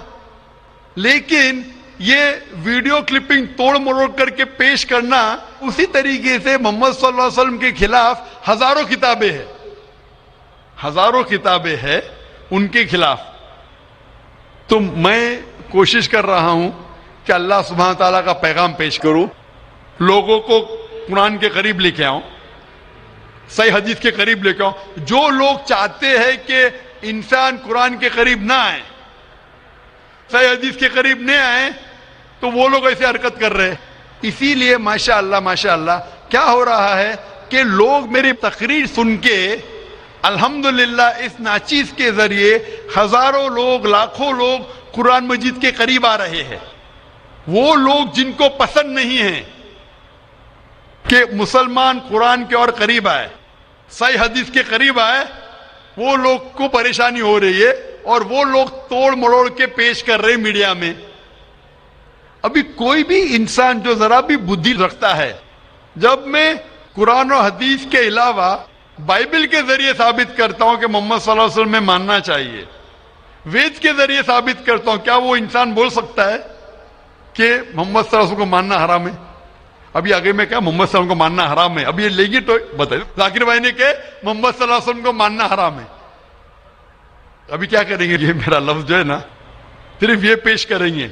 मिसाल के तौर पे कुरान में लिखा हुआ है कि नमाज मत पढ़ो, कुरान की आयत है, कुरान की आयत है सूरह निसा में, सूरह नंबर 4 आयत नंबर 43 में, कि नमाज मत पढ़ो। पूरी आयत है नमाज मत पढ़ो नशे की हालत में, नमाज मत पढ़ो नशे की हालत में। तो उस तरीके से अगर मैं जवाब दे रहा हूं, अभी ये क्लिपिंग लेंगे, देखो जाकिर ने कहा कि मोहम्मद सल्लल्लाहु अलैहि वसल्लम में मानना हराम है, क्या कॉन्टेक्स्ट में? अगर मैं आपके सवाल का जवाब दे रहा हूं और आपके सवाल को दोहराता हूं कि मोहम्मद सल्लल्लाहु अलैहि वसल्लम को मानना हराम है, दोहराता हूं, तो वो लेके बताएंगे देखो जाकिर ने कहा कि मोहम्मद सल्लल्लाहु अलैहि वसल्लम को मानना हराम है। तो ऐसी चीजें करना बहुत आसान है। मेरा मकसद है कि लोगों को अल्लाह के करीब लेके आए, अल्लाह के रसूल के पैगाम के करीब लेके आए और लोगों को अल्हम्दुलिल्लाह सही रास्ते पे लेके आए ताकि वो निजात पाएंगे दुनिया और आखिरत में। Hope that answers the question. भाई साहब और कोई सवाल है आपका? जी दूसरा सवाल है मेरा। तीसरा नहीं दूसरा। तीसरा भाई साहब। ठीक है। ये तीसरा सवाल है कि बरेली समाज के लोग सुबह सवेरे के टाइम में या नबी सलाम का पढ़ते हैं और असर के वक्त, जबकि देवबंदी समाज में ऐसा नहीं होता है, वो लोग इस्लाम का प्रचार करते हैं, वो लोग ये या नबी सलाम का नहीं करते हैं। कारण? भाई साहब का सवाल है कि कुछ लोग या नबी सलाम अलैकुम कहते हैं, कुछ लोग नहीं कहते हैं, क्या कारण है? जैसा मैंने कहा भाई साहब, आपके सारे सवाल का एक जवाब दे दो, आसान जवाब, कि जो कुरान से मिलता है वो सही है, जो कुरान से टकराता है वो गलत है। तो जो भी अगर आपको सवाल पूछे, भाई साहब पूछो भाई कुरान का कौन सा हवाला है, आपका सवाल है कुरान की कौन सी आयत में कहा गया है या हदीस का कौन सा हवाला है, आसान। आपको एक मास्टर की देता हूं, मास्टर की समझे भाई साहब, मास्टर की, सारे ताले को खोलने वाली चाबी, मास्टर की। कोई भी कुछ बोले, कुल हाथू बुनानकुम इनको तुम सादिकीन, कुरान की आयत है। आप अपना सबूत पेश करो अगर आप सच्चे हो। तो अगर कोई भी मुसलमान कुछ कहे तो बोलो सबूत क्या है, कुरान से पेश करो। قرآن سے ہے تو صحیح حدیث سے پیش کرو. حدیث صحیح ہے کہتے ہیں کہ کرو. اگر صحیح حدیث سے ملتا ہے, قرآن سے ملتا ہے تو صحیح ہے. تو کوئی بھی کچھ بھی سوال کرے ان سے پوچھو قل ہاتوا برہانکم, آپ اپنا ثبوت پیش کرو, برہان پیش کرو اگر آپ سچے. بھائی صاحب میں آپ سے سوال پوچھنا چاہتا ہوں. آپ نے اتنے سوال پوچھے مجھے, ہاں آپ نے کہا اسلام کا مطالعہ کیا ہے؟ نہیں کیا ہے. آپ اتنے سوال اسلام کے بارے میں کیوں پوچھ رہے؟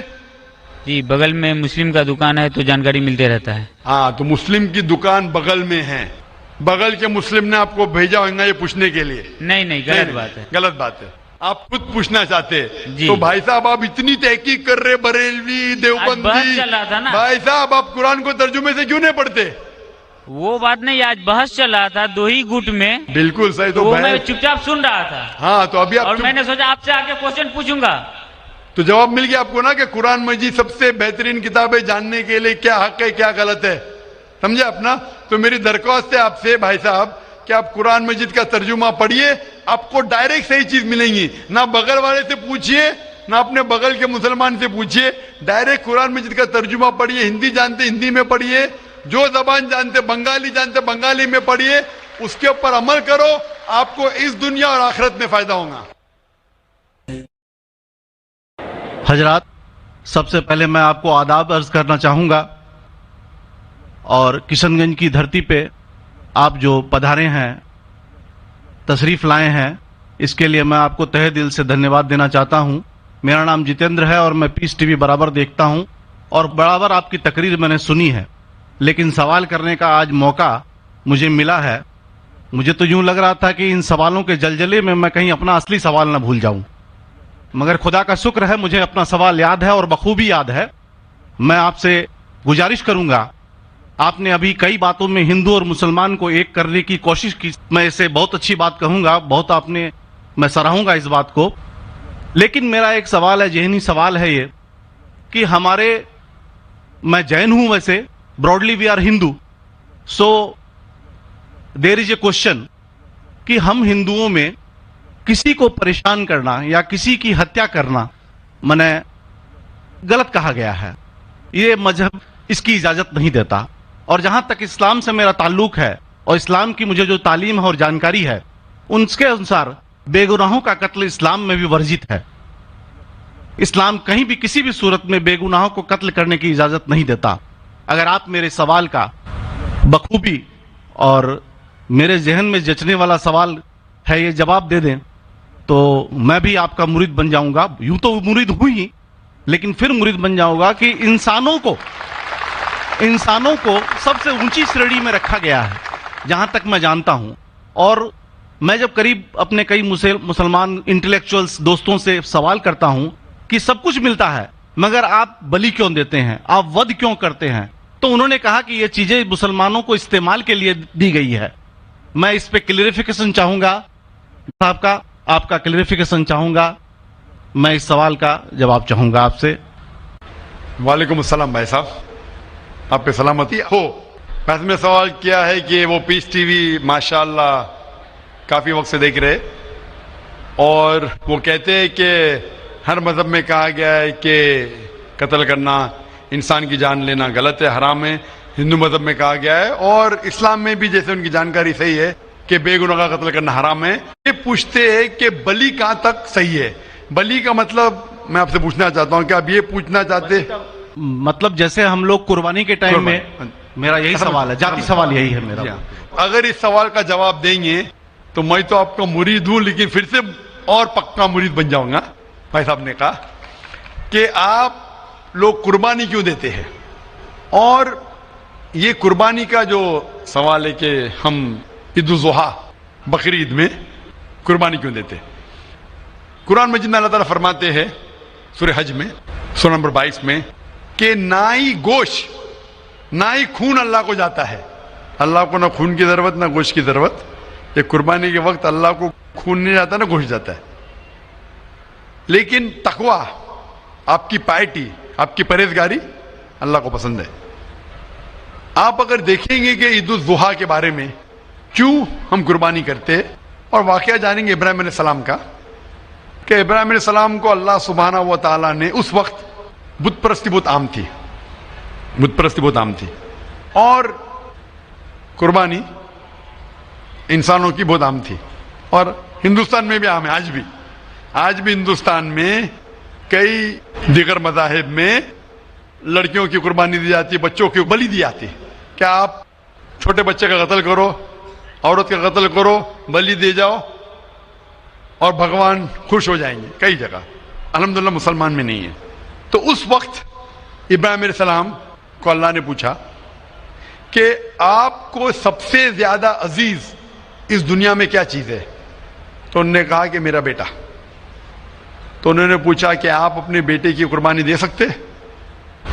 अपने पैगंबर इब्राहिम अलैहिस्सलाम तो बेटी कुर्बानी दे सकते? तो वो चौंक गए, और अल्लाह के पैगंबर थे, उन्होंने ना कि बेटे से कहा, बेटे ने कहा बेशक अल्लाह के लिए आप मेरी कुर्बानी दे सकते, आप अपने आंख पे पट्टी मारना।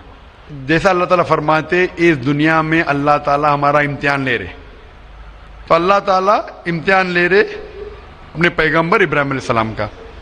अल्लाह ताला ये भी जानते कि इब्राहिम अलैहिस्सलाम जवाब क्या देंगे, तो इब्राहिम अलैहिस्सलाम अपने आंख पे पट्टी मारते, और जिस तरीके से हुक्म आता है अपने बेटे की कुर्बानी देने जाते, उस वक्त ही एक भेड़, गोट या शीप आ जाता है और उस शीप की कुर्बानी हो जाती है। तो उस चीज को याद रखने के लिए आज भी मुसलमान बकरीद के टाइम पे, ईद उल जुहा के वक्त जानवर की कुर्बानी देते, ये याद दिलाने के लिए हमें, क्योंकि ये अल्लाह सुब्हानहू व तआला की तरफ से अपने आखिरी पैगंबर मोहम्मद सल्लल्लाहु अलैहि वसल्लम ने कहा, उसकी बात मानते।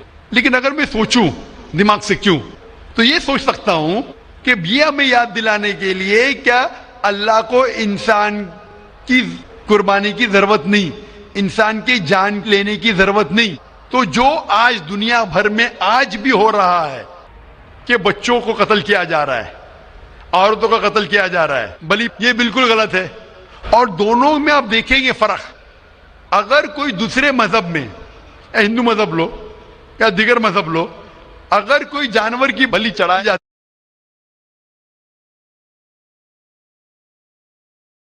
है तो उधर ही रख दिया जाता है, सर वो फजूल हो जाता है, हो सकता है कभी कोई चुपके से आके खा ले। इस्लाम में जब कुर्बानी दी जाती है ईद उल जुहा के टाइम पे, सबसे पहले जो मैं कह रहा हूं कि मेरी मंतक ये समझ सकती है कि हमें ये याद दिला रहे कि इंसानों की बलि चढ़ाना हराम है। और जब हम याद दिलाते हैं, जब बकरा काटते या जो भी काटते हैं जानवर, इस वक्त जब हम काटते हम अल्लाह का नाम लेके काटते, और जो भी जानवर की कुर्बानी देते उसके 3 हिस्से कर सकते। एक हिस्सा हम खुद रख सकते, खुद के इस्तेमाल में ला सकते, एक 3 हिस्सा। दूसरा हिस्सा हमें हमारे रिश्तेदार में बांटना चाहिए, और तीसरा हिस्सा गरीबों में बांटना चाहिए। जब कुर्बानी दे रहे हम उस जानवर का इस्तेमाल कर रहे, जानवर खाना अलाउड है क्या ना, वो एक अलग बहस है, जिसके ऊपर आप पूछे तो वो जवाब अलग है कि जानवर खाना सही है क्या गलत है, वो एक अलग डिबेट है जो हम अभी नहीं, अगर आप पूछना चाहे तो अगला सवाल पूछ सकते हैं। एक तीसरा हिस्सा हम इस्तेमाल कर रहे, एक तीसरा हिस्सा हम दोस्तों में बांट रहे हमारे रिश्तेदार में, और तीसरा हिस्सा हम गरीबों में बांटते। तो इनमें गरीबों का फायदा हो रहा है, ना फजूल खर्ची हो रही है, और याद दिलाया जाता है कि इंसानों का कत्ल करना गलत है। तो ये अच्छी चीज है। जब बलि जैसा देखे बाकी मज़ाहिब में क्या हो रहा है, इंसानों का कत्ल किया जाता है, बिल्कुल हराम है।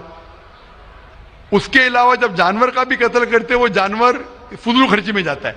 इस्लाम में हमें याद दिलाया जाता है, और कुरान मजीद में लिखा है सूरह माइदा सूरह 5 आयत नंबर 1 में, और सूरह नहल सूरह नंबर 16 आयत नंबर 5 में, कि जो जानवर आपके लिए हलाल है वो खा सकते, जो चौपाया है। खाली वो जानवर मत खाओ जो आपके लिए हराम है, जो हलाल है वो खा सकते। तो ये खाने के लिए हमारे लिए खुराक है। तुम कुर्बानी के वक्त ना कुछ जाया कर रहे, ना पैसे की बर्बादी कर रहे। हमें याद दिलाया जाता है क्या ना खुदा को गोश्त जाता है, ना खुदा को खून जाता है, खुदा को तकवा जाता है। हमारा तकवा, हम कितने परहेजगार है। और साथ साथ इसका इस्तेमाल होता है, एक तिया हिस्सा मैं खाता हूँ, रिश्तेदारों में बांटता हूँ, और आखिरी तिया हिस्सा मैं बांटता हूँ गरीबों में। तो इससे फायदा होता है। तो इसमें क्या गलत है? बनिस्बत दूसरे मज़ाहिब में आप देखेंगे इसमें नुकसान ही नुकसान है, इंसान का कत्ल हो रहा है, और जानवर को भी अगर बलि चढ़ाई जाती है तो फजूल खर्ची होती है। बनिस्बत इस्लाम में बकरीद के अंदर फायदा ही फायदा है। Hope that's the question. बहुत खूब। آپ نے یہ بہت اچھا فرمایا. میں آپ کے جواب سے کافی سنتشٹ ہوں. اور جاتے جاتے ایک آخری سوال کرنا چاہوں گا کہ اہنسا کو اسلام کس نظریے سے دیکھتا ہے؟ اہنسا کو اسلام کس نظریے سے دیکھتا ہے؟ میں سب کا آخری سوال ہے کہ اہمسا کو اسلام کس نظریے سے دیکھتا ہے؟ عام طور پہ ہمسا حرام ہے. اسلام آتا ہے لفظ سلام سے. اس کے معنی ہے سلامتی، امن، شانتی. اسلام کے معنی ہے کہ شانتی حاصل کرنا، اپنی خواہش، اللہ کا جو پیغام ہے اس کے مطابق اپنی زندگی بسر کرنا اور امن حاصل کرنا، اسے کہتے ہیں اسلام. ہمسا عام طور پہ حرام ہے. لیکن اگر مثال کے طور پہ ہم دیکھتے ہیں ہر دیش میں قانون ہے، قانون ہے کہ چوری مت کرو، کسی کا قتل مت کرو.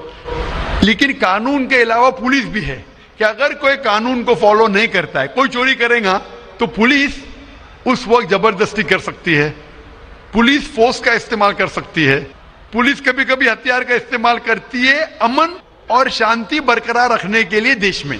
اسی طریقے سے اسلام میں ہمسا عام طور پہ حرام ہے. لیکن ہر انسان شانتی نہیں چاہتا ہے. کچھ انسان جو اشانتی چاہتے ہیں اور جو اللہ کا فرمان پہ عمل نہیں کرتے اور شانتی کو بھش کرنا چاہتے، اس وقت اسلام اجازت دیتا ہے کہ آخری مرحلے پہ آپ ہمسا کا استعمال کر سکتے شانتی لانے کے لیے.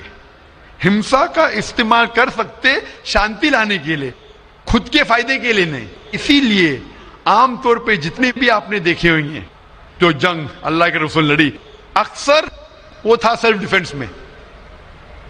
اگر کوئی چور میرے گھر میں گھستا ہے اور میری بیٹی سے بدتمیزی کرتا، میں کیا کہوں گا؟ میں ہمسا میں مانتا ہوں، میں ہاتھ نہیں لگاؤں گا. میں میری چوڑیاں نہیں پہنا ہوگی ہاتھ میں، مسلمان ہوں لیکن چوڑیاں نہیں ہاتھ میں پہنا ہوں. آپ کے گھر میں کوئی چور گھستا ہے اور آپ کی بیٹی سے بدتمیزی کرتا، آپ کیا کریں گے؟ جی ہاں، میں مقابلہ کروں گا. مقابلہ کریں گے، ہاتھ بھی اٹھائیں گے نا.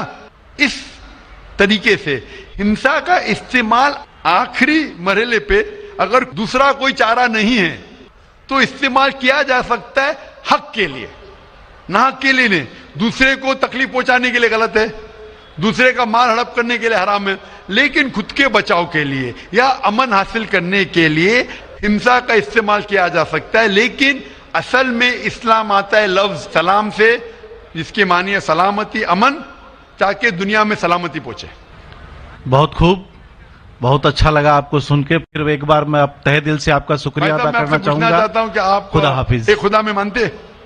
میں ایک دم ایک خدا کو نہیں، میں اپنے اندر میں بیٹھے برہم کو مانتا ہوں. میری اپنی الگ سوچ ہے.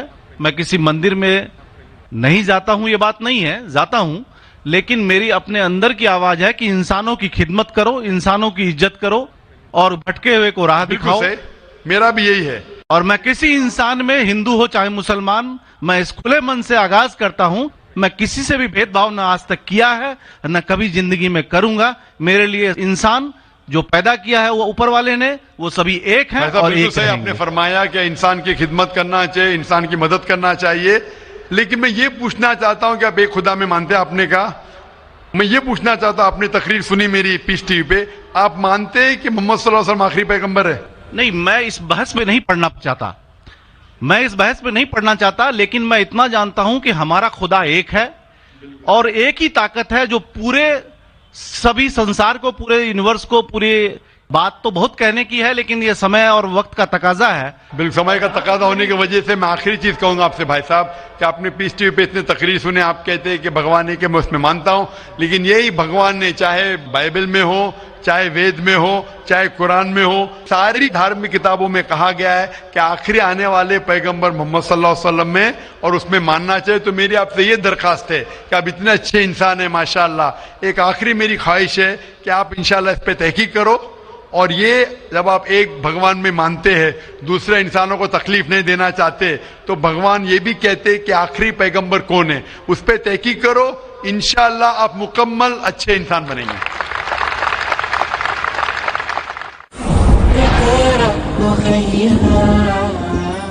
مائک نمبر 2 کی طرف، وہاں پر اگر کوئی غیر مسلم بھائی موجود ہیں تو سوال کر سکتے ہیں. ہاں، میں راجیش کدر بول رہا ہوں. میں انجینئرنگ اسٹوڈنٹ ہوں. میں آج اپنے آپ کو بہت پراؤڈ فیل کر رہا ہوں क्योंकि मैं आज डॉक्टर जाकिर साहब के सामने खड़ा हूँ। सर, मेरा सवाल ये है कि आपके वैल्यूएबल स्पीच के शुरू में आपने कहा था कि कुरान ही एकमात्र ऐसा किताब है जो हर जाति हर धर्म के लिए एक इंस्ट्रक्शनल मैनुअल है, लेकिन मेरा मानना ये है कि हर जाति हर धर्म के लिए, जैसे हिंदू के लिए गीता और क्रिश्चियन के लिए बाइबल, ये अपना अपना इंस्ट्रक्शनल मैनुअल है।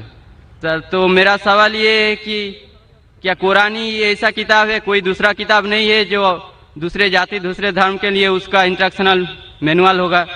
भाई साहब ने बहुत अच्छा सवाल पूछा है। उन्होंने कहा है कि मैंने मेरे तकरीर में कहा कि कुरान सारी जाति के लिए इंस्ट्रक्शन मैनुअल है। मैंने मेरे तकरीर में कहा कि कुरान सारे इंसानों के लिए इंस्ट्रक्शन मैनुअल है।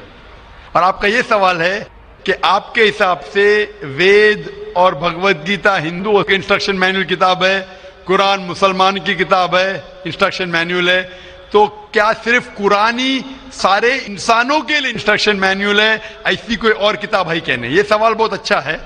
इसका जवाब कुरान मजीद में अल्लाह ताला फरमाते, सूरह राद में सूरा नंबर 13 आयत नंबर 38 में अल्लाह ताला फरमाते लिकुल्ली अजलिन किताब, कि हर दौर में अल्लाह ने एक किताब नाजिल की।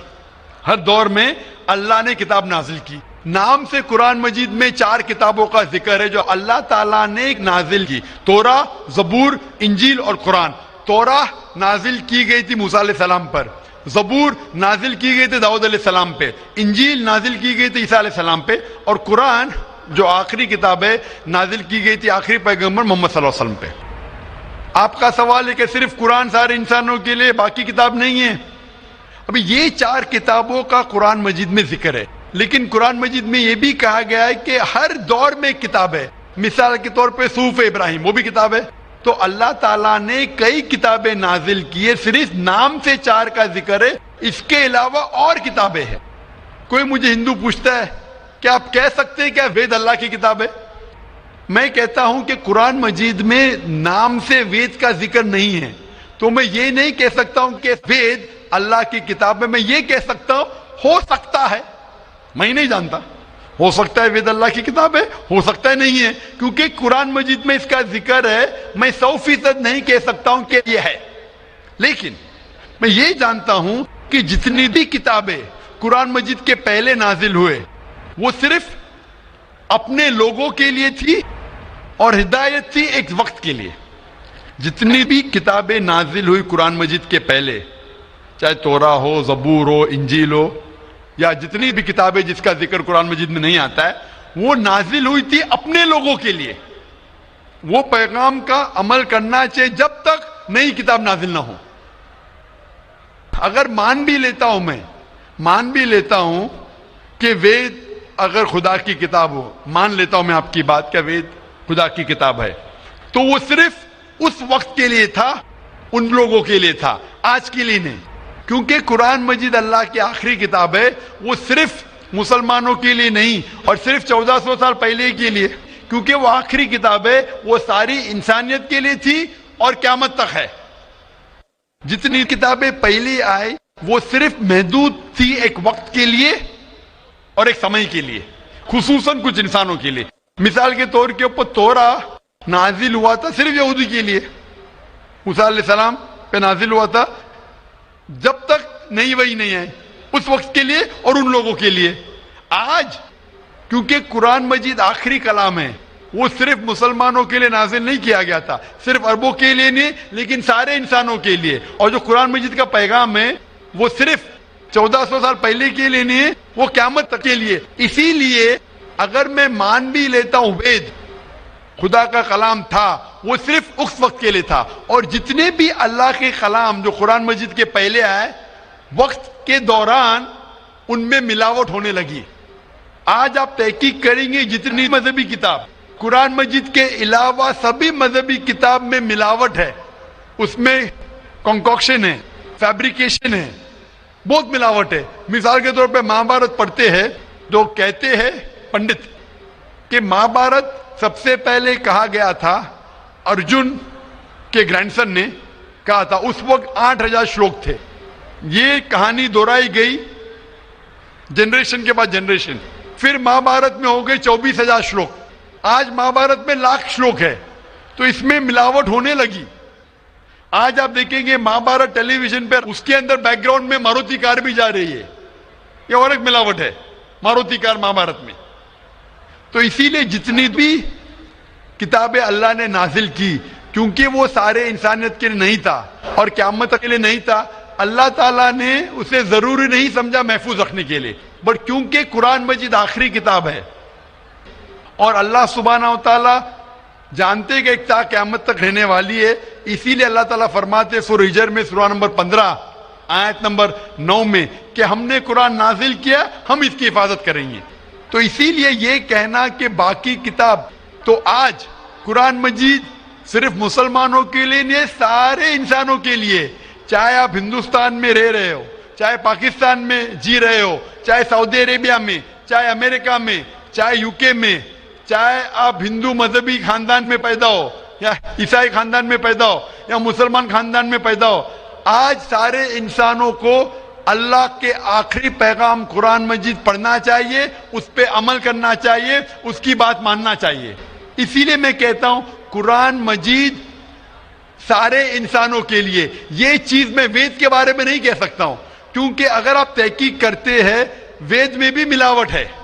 اگر آپ سائنس کے ذریعے تحقیق کرنے لگیں گے قرآن مجید کو چھوڑ کے باقی سارے کتابوں میں آپ کو غلطی ملیں گی.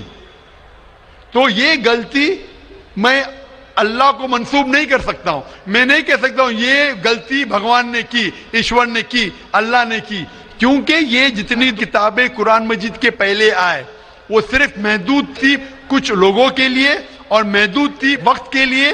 اللہ نے, بھگوان نے, ایشور نے اسے محفوظ رکھنے کی ضرورت نہیں سمجھی. آج کیونکہ قرآن مجید آخری پیغام ہے اللہ کا, اللہ تعالیٰ کہ وہ محفوظ رکھیں گے. اسی لیے میں کہتا ہوں قرآن مجید ایک واحد کتاب ہے ساری دنیا میں جو سارے انسانوں کے انسٹرکشن مینیول ہے, میری بھی اور آپ کی بھی. Hope the answer the question Brother. Thank you sir. تو آپ مانتے ہیں کہ قرآن مجید آپ کی انسٹرکشن مینیول ہے بھائی صاحب؟ جی سر مانتے ہیں.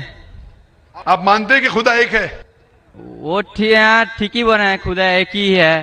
ہم مانتے ہیں کہ آپ مانتے ہیں بت پرستی غلط ہے؟ نہ وہ نہیں مانتے, ہم مانتے ہیں کہ آپ مانتے ہیں مورتی پوجا غلط ہے؟